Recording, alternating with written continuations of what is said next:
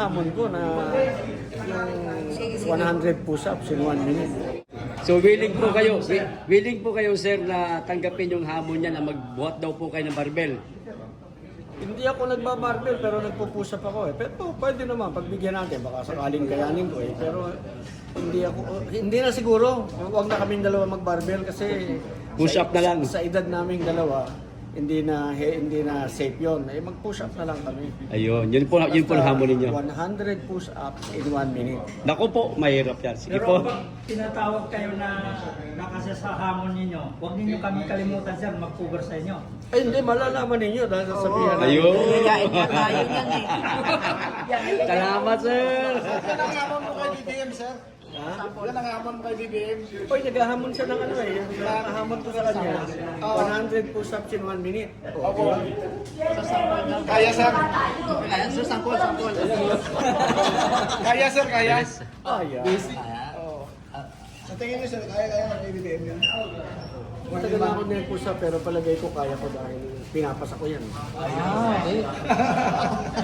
Tama po yung sinabi ni Captain Ray. Natutuwa tayo na nagpakita siya kahapon, kagabi actually, na siya fit. Tumatakbo, nagja-jog at tagahamon pa. Hamunin ko sana 100 push-ups in 1 minute. Kaya ko ba yun? Okay yun, maganda yun. At least, mababawasan yung ating agam-agam na ang Pangulo ay hindi katulad nung nauulat. Hindi katulad nung napapag-usapan na kumakalat. Ano po. Pero, kailangan po natin ng official health bulletin. Kasi po ang Pangulo possesses vast executive power. Na siya po ang may control ng the whole executive, the whole bureaucracy, siya ang pinuno. Maliban doon siya ang commander-in-chief ng ating Armed Forces of the Philippines, siya rin, sa kanya rin nagmumula ang foreign policy, lahat po yan. Ngayon, kung siya po ay hindi okay, at bigla-bigla na lamang tayong magugulantang sa kanyang kanyang kalusugan at pagkatapos ay magkakaroon ng emergency, hindi po kayang panindigan ng OIC yung ganong klaseng sitwasyon.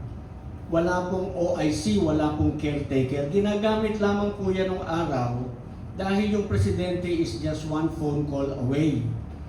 Siya pa rin ang magdedesisyon. Yung po kasing appointment ng OIC o acting president na wala sa constitution, wala sa constitutional line of succession, wala pong visa yun dahil it does not also carry with it presidential discretion.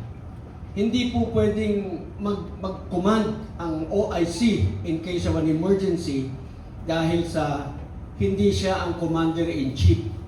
Ang commander-in-chief yung Pangulo at kung wala yung Pangulo, yung pangalawang Pangulo.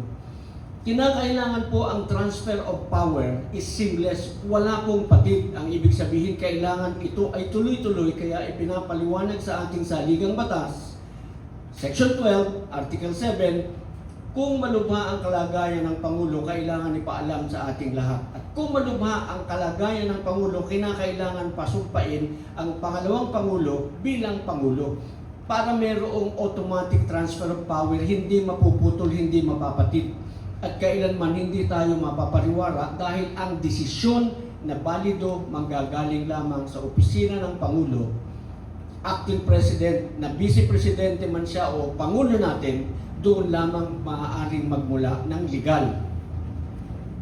Ngayon, kung halimbawang ang kanyang karamdaman ay dumating sa panahong talagang malubhana, sinasabi ng Section 8 ng Article 7, in case of death, permanent disability, removal from office, or death, kailangan manumpa agad ang pangalawang Pangulo. Ngayon, kung ano po ang mangyayari sa ating Pangulo, kinakailangan po ang unang-unang makakaalam bago ito ay sa publiko ang Vice Presidente.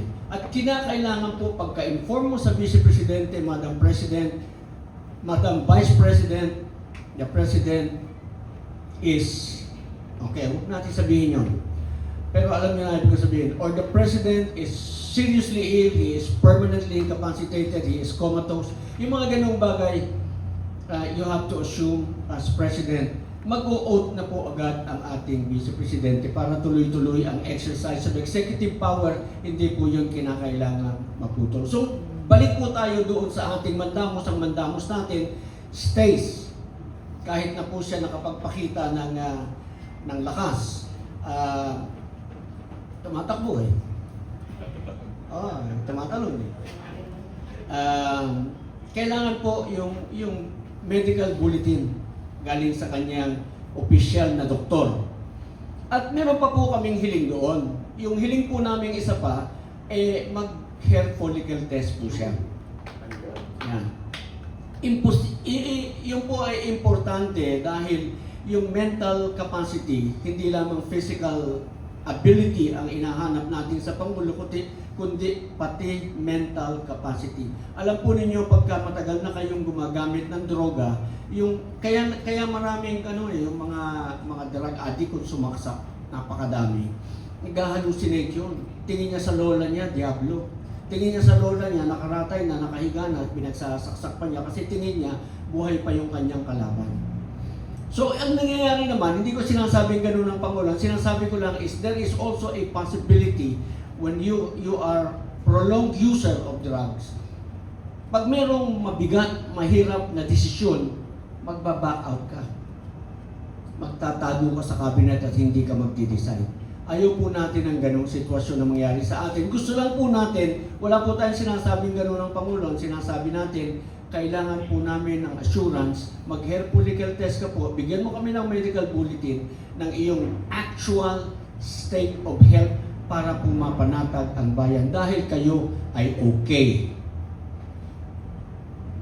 Baka po gusto niya magpakita sa atin, hindi sabayan natin ang takbo.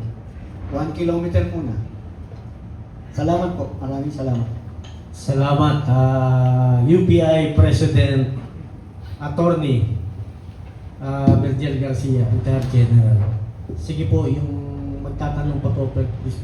Sir po ang stand po ng UPI, ano ko na in behalf of our Chairman General Romy Bokis. We stand for constitutional succession. Hindi po kami personality driven or personality based. Kung sino po yung sinasaad sa konstitusyon na dapat, karapat-dapat at legal na hahalili, doon po kami nakasandal.